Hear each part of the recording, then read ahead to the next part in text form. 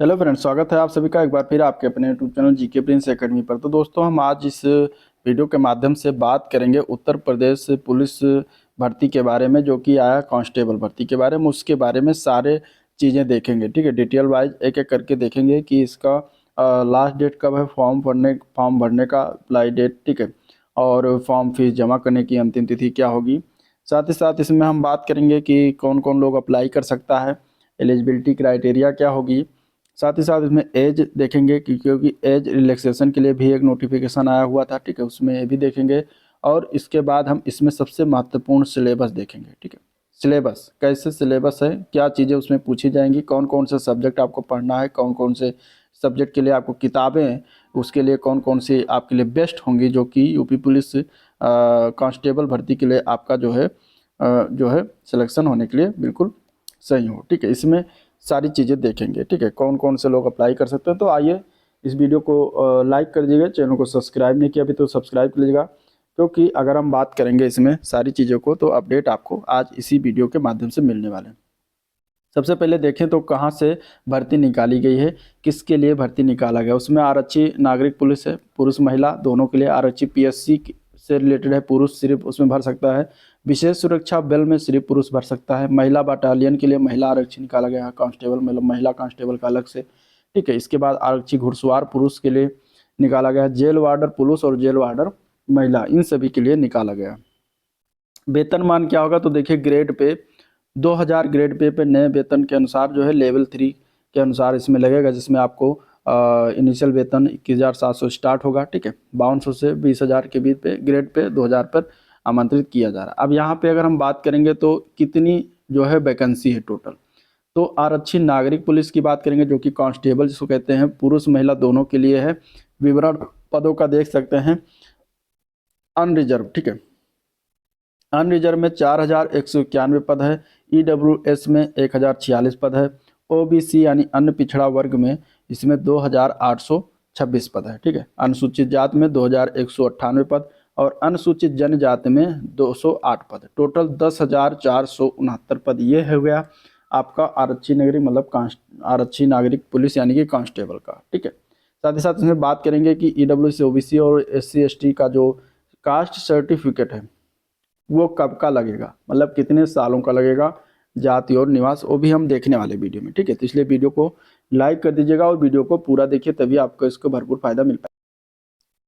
बात करेंगे UP police constable के बेस्ट बुक के बारे में, जो कि चक्षु प्रकाशन के द्वारा निकाली गई है। स्टडी गाइड से रिलेटेड ये बुक है, जिसमें आपको नवीनतम पाठ्यक्रम अनुसार नए सिलेबस के अनुसार ये आपको बुक मिलने वाली है। इसमें आपको 3,000 प्लस बहुविकल्पीय प्रश्न मिलेंगे, ठीक है, जिसमें आपको 6 सॉल्व पेपर भी इस बुक के अंतर्गत मिलने वाला है। तो ये बुक आपके लिए बहुत ही बेस्ट है। आप यूपी पुलिस की अगर तैयारी कांस्टेबल की कर रहे हैं तो आपके लिए जो है ये बुक बहुत ही इम्पॉर्टेंट हो जाता है। और आप इस बुक को जो है आप देख सकते हैं किस तरीके से इसमें चीज़ों को एक तरीके से संकलित किया गया है, जो कि आपके एग्जाम पॉइंट ऑफ व्यू से बिल्कुल चीज़ें रखी गई हैं, ठीक है। साथ ही साथ चैप्टर वाइज ये चीज़ें संकलित की गई हैं और लास्ट में जो है चैप्टर के अंत में इसमें आपको जो है क्वेश्चन और आंसर भी मिलते हैं इंपॉर्टेंट, जो कि आपके एग्जाम्स के लिए बहुत ही हेल्पफुल होंगे, ठीक है।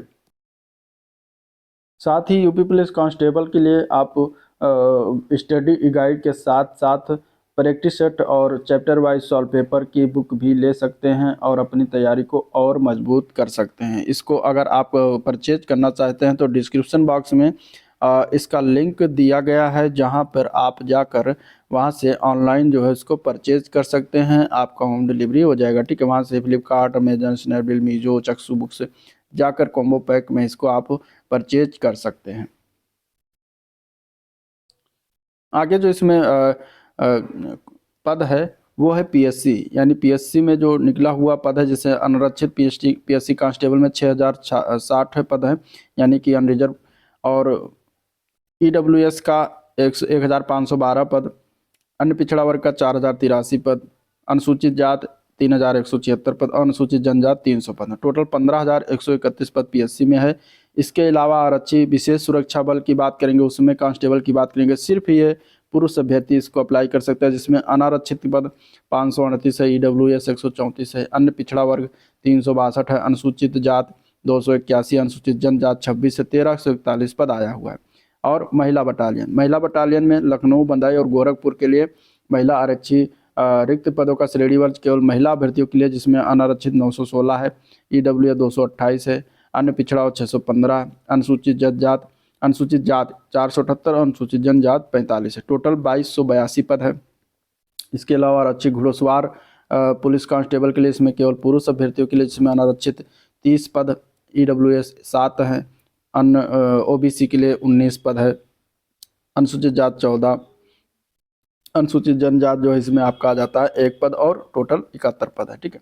इसके बाद जेल वार्डर पुरुष के लिए इसमें जेल वार्डर और ओबीसी जनरल है 1314 पद, ईडब्ल्यूएस 327, अन्य पिछड़ा वर्ग 885, अनुसूचित जात यानी एससी 688 और 65 जो है एसटी है। 3279 पद जेल वार्डर इसमें है। और जेल वार्डर महिला के लिए 44 पद जो है अनरिजर्व है, आर्थिक रूप से कमजोर, ईडब्ल्यूएस 10 पद है, अन्य पिछड़ा वर्ग 28 है, अनुसूचित जात जो है 22 है, अनुसूचित जनजात के लिए 2 पद है। तो 106 पद टोटल ये है। तो ये चीज़ें इसमें दी गई हैं जो आपका रिक्तियों के अनुसार चीज़ें दी गई। ठीक है। टोटल अगर हम देखें तो इसमें 32,000 पद है। अब समय की बात करेंगे, डेट देख लीजिए तो ऑनलाइन आवेदन करने की तिथि जो है 31 दिसंबर 2025 से लेकर 30 जनवरी 2026 तक है। ठीक है। आवेदन शुल्क जमा करने की तिथि जो है आपका 30 जनवरी 2026 तक ही है। जमा की गए शुल्क में समायोजन की तिथि 2 फरवरी तक दिया गया है। वन टाइम रजिस्ट्रेशन इसमें आप करेंगे तभी जो है फॉर्म आपका उसी के अनुसार जो है इसमें भरा जाएगा।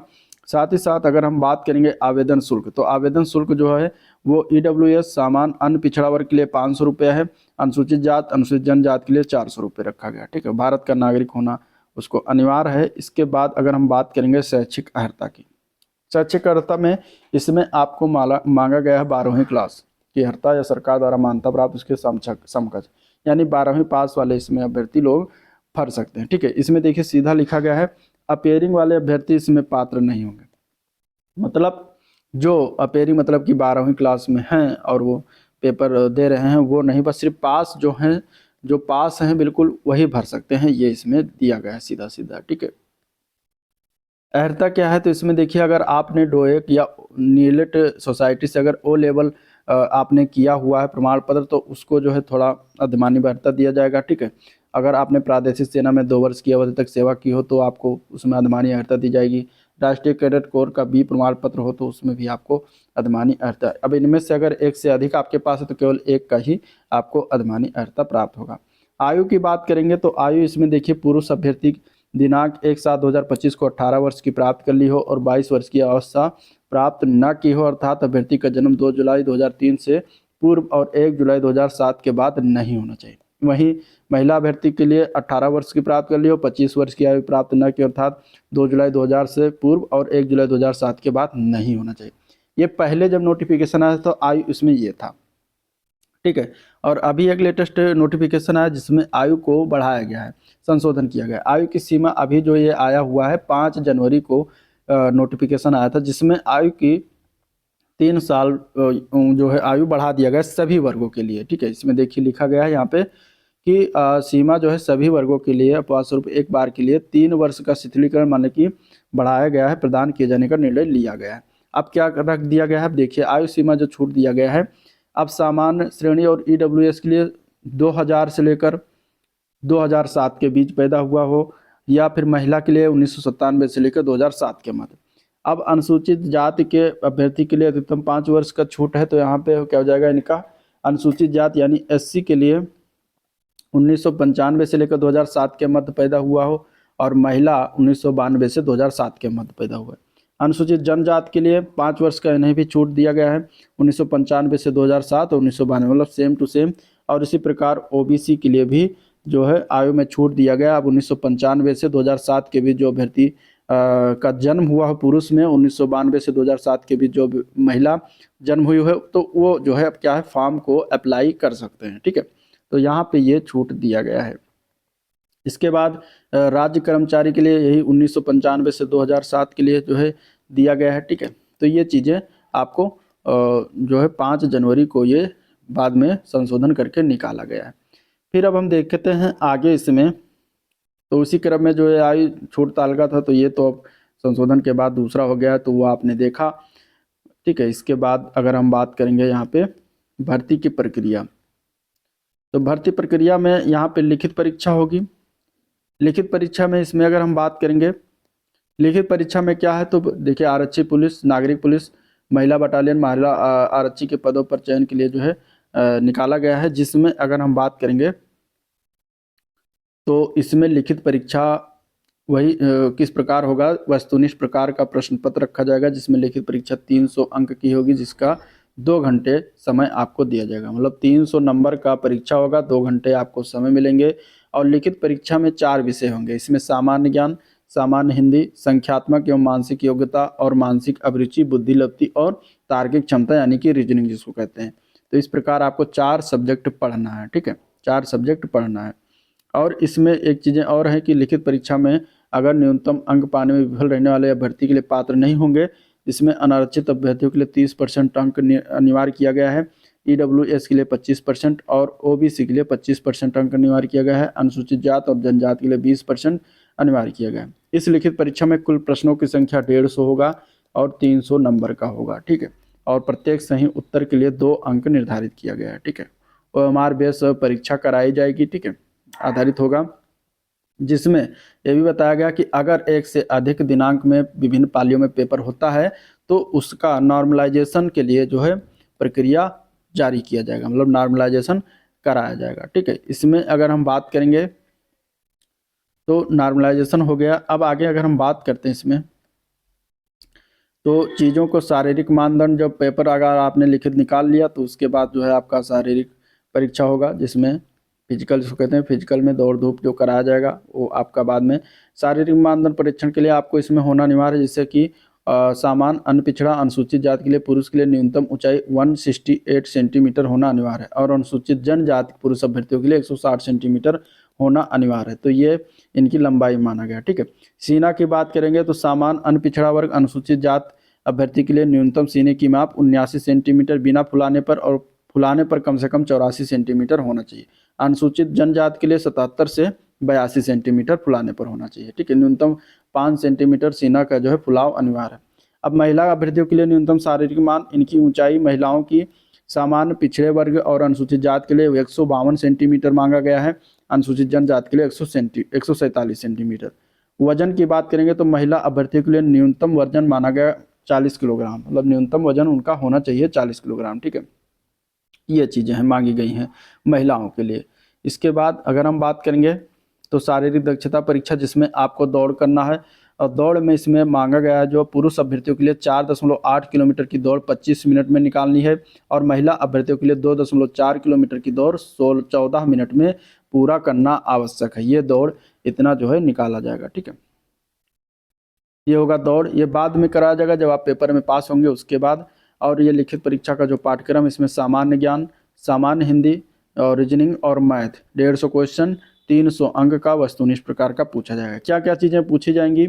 सामान्य ज्ञान में आपको कहाँ से पढ़ना है, तो सामान्य ज्ञान में आपको विज्ञान पढ़ना है, भारत का इतिहास, भारतीय संविधान, भारतीय अर्थव्यवस्था, संस्कृति, भारत का कृषि, वाणिज्य, व्यापार, जनसंख्या, पर्यावरण, नगरीकरण, भारत का भूगोल तथा विश्व का भूगोल, प्राकृतिक संसाधन, उत्तर प्रदेश की शिक्षा, संस्कृति, सामाजिक प्रथाओं के संबंध में विशिष्ट जानकारी, उत्तर प्रदेश में राजस्व, पुलिस प्रशासन, प्रशासनिक व्यवस्था, मानवाधिकार, आंतरिक सुरक्षा, आतंकवाद, भारत और उसके पड़ोसी देशों के बीच संबंध, राष्ट्रीय तथा अंतर्राष्ट्रीय महत्व के समसामयिक विषय, राष्ट्रीय तथा अंतर्राष्ट्रीय संगठन, विमुद्रीकरण और उसका प्रभाव, साइबर क्राइम, वस्तु एवं सेवा कर, पुरस्कार और सम्मान, देश राजधानी और उनकी मुद्राएं, महत्वपूर्ण दिवस, अनुसंधान, खोज, व्युत्तक, पुस्तक और उनके लेखक, सोशल मीडिया, कम्युनिकेशन।